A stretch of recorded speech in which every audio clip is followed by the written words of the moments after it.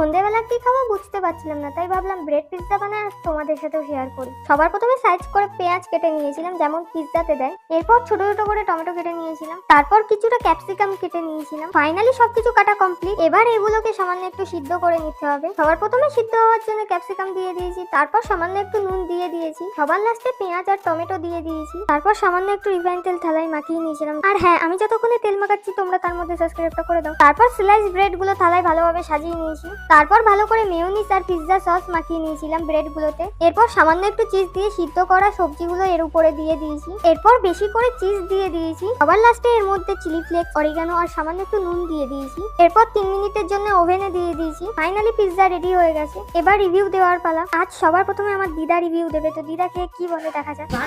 দিদা তো খেয়ে বললো ভালোই হয়েছে। এরপর বোন টেস্ট করে কি বলে দেখা যাক। বোনও খেয়ে বললো বেশ ভালোই হয়েছে খেতে। সবার লাস্টে আমি খেয়ে দেখলাম, আমারও বেশ ভালোই লেগেছে। আর এইসব জিনিস